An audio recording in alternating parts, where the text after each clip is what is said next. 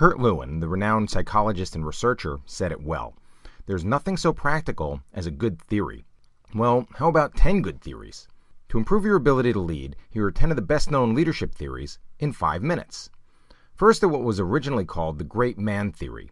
It postulated that great leaders are born, not made. You either have it or you don't. And then it tried to identify the set of attributes that all of these natural-born leaders have in common. While it's now become clear that leadership is actually learnable, there's indeed truth to the notion that some people inherently have more leadership gifts than others. So this was a good start. It spawned something called the trait theory of leadership, a line of research that examines which individual characteristics we should pursue to lead effectively. The upside is that it's easy to understand. Be like this and people will follow you. But the downside is that it's identified dozens of traits, and no single set has emerged as the ideal for all circumstances, so it can be overwhelming to attempt. Somewhat related is the skills theory of leadership. Just like trait theory, it tries to identify a set of key attributes, but in this case, practical skills rather than just general qualities of a leader. The bottom line on this one is, if you want people to follow you, you need technical skills in your field. That is, you need to be good at what you're doing so you have some credibility.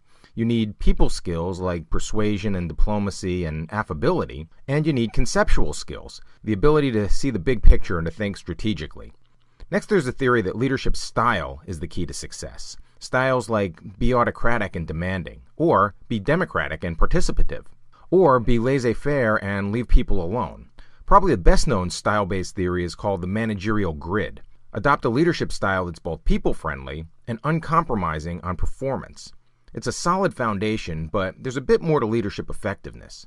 That's where these next couple theories came from. Situational leadership theory argues that there's no one-size-fits-all model.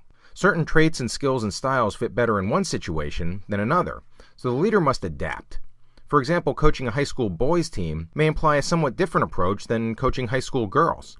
Same objectives and standards perhaps, but to get great results might require more of a disciplinarian for the boys, but a highly relational coach for the girls. A closely connected idea is called the contingency theory of leadership. Whereas the situational leadership approach assumes that the situation is static and the leader should adapt to it, the contingency theory assumes that the leader's default style is also pretty much fixed. Maybe he's more task-oriented than people-oriented. So the trick is to fit the right leader to the situation. Bottom line, effective leadership is contingent on matching the leader's style to the setting. In the coaching example, it would mean to find and install the right coach, rather than hoping the current coach will adapt his or her style to the situation.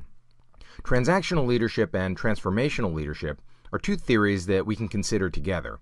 As the term implies, transactional leadership means that there's a reciprocity of behavior between the leader and the follower.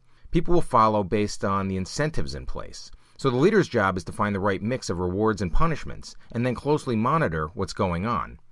The theory of transformational leadership, by contrast, says that leaders gain buy-in and commitment not so much from the quid pro quo approach as they do from encouraging their followers, caring for them, inspiring them toward a vision. In short, they get results by proactively transforming the environment and the relationships, cultivating followership, rather than paying for it or punishing non-compliance like the transactional leader does. Leader-member exchange theory is a bit like transactional theory because it suggests that leadership is basically about a fair exchange between the leader and the led. But it goes further to say that the exchange creates an in-group and an out-group with respect to the leader. And that, in turn, affects people's performance and willingness to stick around. In a way, it's just like being back in high school. There was the in crowd, and then there were the rest of us, and that can have some dysfunctional consequences.